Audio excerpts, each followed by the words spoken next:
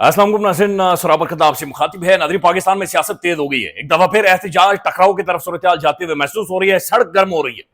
उसकी बुनियादी वजह है कि इमरान खान ने कल दो डंडे दिए हैं बड़े वादे तौर पर। एक तो खान ने वहां पर बैठकर यह कहा कि जो मर्जी हो जाए, यानी उम्र का बाकी जो हिस्सा सारी जिंदगी जेल में गुजारूंगा, लेकिन यजीदियत को तस्लीम नहीं करूंगा, उनके सामने सर नहीं झुकाऊंगा। दूसरा डंडा जो खान ने दिया, उसने कहा मैं उनकी शक्लें जानता हूं, मैं उनके चेहरे जानता हूं, मैं उनके मुंह जानता हूं जो विकेट के दोनों तरफ खेल रहे हैं, यानी पिंग पोंग कर रहे हैं। इधर भी छलांग लगाते हैं और उधर भी छलांग लगाते हैं। इधर भी दोस्तियां यारियां हैं और उधर आंख मारकर इधर भी आकर टेलीविजन के ऊपर आकर बड़े इनकलाबी बने हुए होते हैं। तो खान ने कहा मैं सबको जानता हूं और मैं इस हवाले से जाहिर है एक बड़ी स्टेटमेंट भी जारी करूंगा और जाहिर है ये इस तरह से मामला खत्म नहीं होगा। तो उसके बाद यह हुआ है कि इस वक्त इस्लामाबाद के अंदर तहरीक इंसाफ के मेजॉरिटी ऑफ द पार्लियामेंटेरियंस यहां पर मौजूद हैं। तहरीक इंसाफ के रहनुमा बहुत सारे मौजूद हैं, ओहदेदारान यहां पर मौजूद हैं। तो एक दबाव बहरहाल उन्होंने इस्लामाबाद हाईकोर्ट के अंदर बना दिया है और दरखास्त बुनियादी तौर पर यह कि इमरान खान के केसेस सुने जाएं। ये बड़ा अजीबोगरीब मामला है कि एक बंदे के केसेस नहीं सुने जा रहे। यानी केसेस की अपीलों के ऊपर जो भी फैसले हों वो तो बात की बात है, लेकिन केस कम से कम जज सुने तो सही, जज बैठे तो सही। जज बैठ ही नहीं रहा, जज मामला को सुन ही नहीं रहा। अब दूसरी तरफ जो अलीमा खान साहब आए भाई, उन्होंने आज गुफ्तगू की है और वो बड़ी अलार्मिंग है, वो भी आपके सामने रखते हैं। साथ साथ सुप्रीम कोर्ट के अंदर मखसूस नशस्तों के हवाले से एक केस चल रहा है और वो आपको पता है क्या होना है, और वो जिस तरीके से चलाया जा रहा है, यानी उसका बड़ा क्लियर मामला है कि जिस तरीके से जजेस को लाया गया है, और वो इसीलिए लाया गया है कि जनाब आपकी बात मानी जाएगी, आपकी बात जिस तरीके से आप चाहते हैं वैसा ही होगा, यानी जैसा आप चाह रहे हैं बिल्कुल वैसा ही होगा। तो ये भी सूरत बनी हुई है। लेकिन अलीमा खान साहबा ने आज कुछ एक बड़ी अलार्मिंग बातें की हैं, जहां पर उन्होंने कहा कि हमें धमकियां दी जा रही हैं और मारने की धमकियां दी जा रही हैं। हमें यह कहा जा रहा है कि आपकी गाड़ी को सड़क पर उल्टा दिया जाएगा, आपके भाई को हम कत्ल कर देंगे, लिहाजा पीछे हट जाएं। ये मैं चाह रहा हूं कि अलीमा खान साहबा के 1 मिनट 1.5 मिनट का क्लिप है, आप बराए मेहरबानी पूरा सुना, और ये सुनने से ताल्लुक रखता है। इसके अंदर वो बकायदा ये भी कह रही है कि आप बता दें आपको चाहिए क्या, आप गिव एंड टेक करें, आप क्या चाह रहे हैं कि खान आपको क्या दे, हमारे साथ आए, टेबल पर बैठे और आकर बताएं, लेकिन छुप कर बात नहीं होगी। ये अलीमा खान साहबा को मैं चाह रहा हूं कि आप सुने और अंडरस्टैंड करें कि ये किस लेवल पर ये गेम इस वक्त मौजूद है और किस तरीके से मामला को चलाया जा रहा है। उसका गुनाह यही है कि सुने, उसका गुनाह यही है कि वो अपने दीन पे चल रहे हैं। उसका अल-कादिर की जो आज सजा आप सुन रहे हैं, क्योंकि वहां पे सीरत नबी पढ़ाया जा रहा है। आप किस किस्म के लोग हैं? यजीदियत ना हम कहें तो और क्या कहें, फिरौनियत ना कहें तो क्या कहें। आप इस वक्त बात करनी है, हम औरतें बैठ जाती हैं आपके साथ, लेकिन सामने आके बात करें, पीछे से ये चीजें ना करें। आप जजेस को ना धमकाएं, आप मेंबर्स ऑफ पार्लियामेंट को ना धमकाएं। असर खत्म हो गया है, हम डर नहीं रहे कोई भी। हमें धमकियां आती हैं कि आपकी गाड़ी उलट दी जाएगी, आपको एक्सीडेंट हो जाएगा, इमरान खान को अंदर खत्म कर दिया जाएगा। हम नहीं डर रहे, हम अल्लाह से डर रहे हैं। आप बताएं, आप हमारे से ना डरें, हमारे साथ आके बैठें, हमारे साथ बात करें। एक दफा हमें आज तक 2 साल में ये नहीं पता चला आपको हमारे भाई से चाहिए क्या है, आप मांग क्या रहे हैं उसके। वो तो कह रहे रूल ऑफ लॉ करो, वो रूल ऑफ लॉ के लिए खड़ा है, वो जमहूरियत के लिए खड़ा है। आप बताएं वो क्या चीज छोड़े तो आप उसको रिहा करेंगे। आप पीछे ना बैठे, सामने आके बैठे, हम मेज के ऊपर हमारे साथ बैठ जाएं, हम तैयार हैं, हम सामने बैठेंगे। हम पीछे छुप छुप के बातें करने नहीं लगे, लेकिन आप हमारे साथ बात करना चाहते हैं, यकीन करें। आप बताएं। अब ये बड़ी अहम तरीन गुफ्तगू है और अंदाजा लगा लें कि एक तरफ सुप्रीम कोर्ट है और एक तरफ हाई कोर्ट है, यानी पाकिस्तान की 2 सबसे बड़ी अदालतों के सामने खड़े होकर वो ये गुफ्तगू कर रही हैं कि आप हमारे साथ बैठें, हम औरतें आपके साथ बैठती हैं, वो बंदा नहीं बात मानेगा। यानी क्या ये इन अदालतों के अंदर जजेस मौजूद नहीं है? क्या कम से कम एक नाम निहाद आइन इस मुल्क के अंदर मौजूद नहीं है, कवानीन मौजूद नहीं है? तो सवाल ये पैदा होता है कि एक आम आदमी का इंसाफ तो खैर भूल जाएं, आप भूल जाएं कि पाकिस्तान के साबिक वज़ीर आज़म की बहनें आकर ये कह रही हैं कि जनाब जजेस को आजाद करें, जजेस को आजाद करें। आपको चाहिए क्या, क्या गिव एंड टेक आप करना चाह? आप हमें धमकियां दे रहे हैं, हमारी गाड़ी उल्टा देंगे, हमारे भाई को मार देंगे। और दूसरी तरफ हो क्या रहा है, ये बुशरा बीबी के हवाले से खबरें आ रही हैं और ये है अगेन इस वक्त जुल्सा देने वाली गर्मी है, जुल्सा देने वाली गर्मी है। जुल्फी बुखारी साहब लिखते हैं, it's been confirmed by the Bushra Bibi's family that the electricity of her prison cell was cut off for nearly 2 days. 2 दिनों तक उनके जो सेल है उसकी बिजली बंद रखी गई और उसकी वजह से वो फेंट हुई, यानी गिर गई, और due to the extremely heat temperature, especially in her tiny cell. Other prisoners are given some sort of provisions to tackle the heat, but not her. Every tactic is being used to try to break her and torment Imran Khan.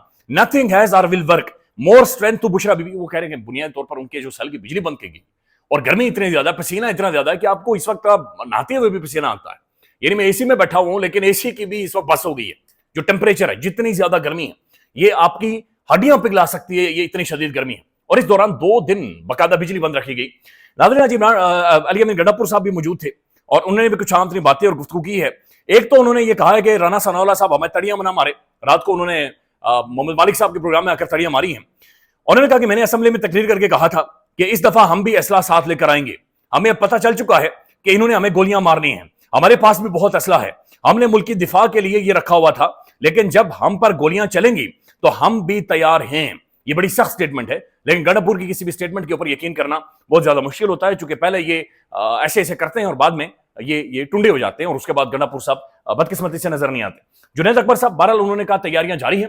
उन्होंने कहा सबके साथ हम राब्ते में हैं और साथ साथ उन्होंने ये भी कहा कि हम एक टेंट विलेज भी बना सकते हैं और मार्गला हिल्स के ऊपर हम एक टेंट विलेज कायम कर सकते हैं। तो लेट्स सी टेंट विलेज क्या इन्हें बेनिफिट देगा या नहीं देगा। फिर गंडापुर साहब ने एक और बात की।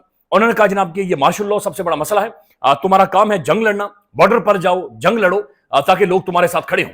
बॉर्डर पर जाकर जंग लड़ना तुम्हारा काम है, मुल्क के अंदर आकर ये इस तरह के हालात बनाना ये तुम्हारा काम नहीं है। तो सख्त स्टेटमेंटें आ रही हैं, सख्त गुफ्तगू और सख्त बातचीत हो रही है। नाज़रीन, दूसरी तरफ ये कोशिश की जा रही है कि इमरान खान का बाकायदा से एक पॉलीग्राफिक टेस्ट करवाया जाए, यानी इमरान खान के जिस्म के साथ तारे लगाई जाए और फिर यह फैसला किया जाए ये बंदा झूठ बोल रहा है सच बोल रहा है। अंदाजा लगा लें, अगर पॉलीग्राफिक टेस्ट या जिस्म के साथ तारे लगाकर ही मसले का हल होना हो, अदालतें बंद कर दें, प्रोसिक्यूशन खत्म कर दें, गवाहान को के गले घोंट दें, यानी कानून ही खत्म कर देना।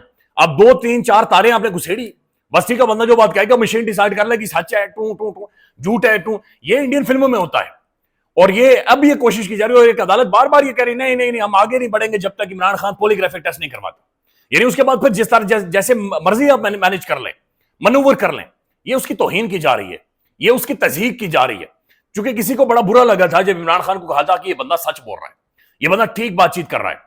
पाकिस्तानी अवाम इमरान खान के ऊपर एक बात पर यकीन कर रही है कि ये बंदा हमारे साथ धोखा नहीं करेगा, ये बंदा जो गुफ्तगू या बातचीत कर रहा है ये हमारे साथ सच बोल रहा है। वो कायदे आज़म मोहम्मद अली जिन्ना के बारे में कहा था ना, एक दफा अंग्रेजी में तकरीर कर रहे थे तो एक शख्स से पूछा गया कि ये जो कायदे आज़म बातचीत कर रही तो अंग्रेजी में है तो आपको तो समझ ही नहीं आ रही।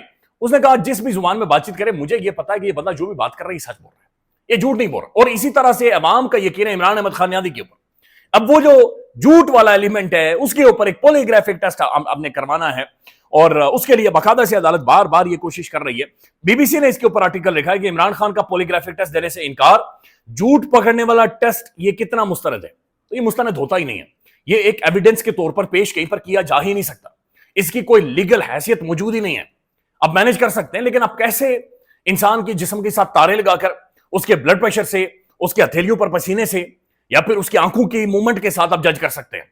यानी आपको ही बिठाकर 2 3 4 सख्त सवाल पूछे जाएं या इस तरह से मैनेज किया जाए, बंदे का मीटर घूम जाता है, बाज़-औक़ात गुस्सा आ जाता है बाज़-औक़ात। तो चूंकि नाज़रीन इमरान खान की तज़हीक और तौहीन करनी है और इसलिए ये कोशिश की जा रही है कि इस तरह का टेस्ट किया जाए और उसके बाद मीडिया के जरिए खेला जाए, एक कहानी बनाई जाए। ये बड़ी अफसोसनाक सूरत हाल है। नाज़रीन, कुछ इंटरनेशनल खबरें और ये पाकिस्तान के हवाले से खबरें हैं।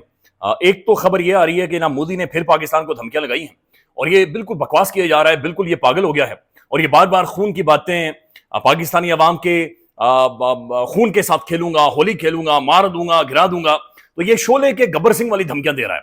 ये बंदा अब सठिया गया है, ये बिल्कुल उम्र के उस हिस्से में उधेड़ उम्र में पहुंच चुका है कि ये इंडिया को वहां पर लेकर गया है, यहां से इंडिया रिकवर नहीं कर सकेगा।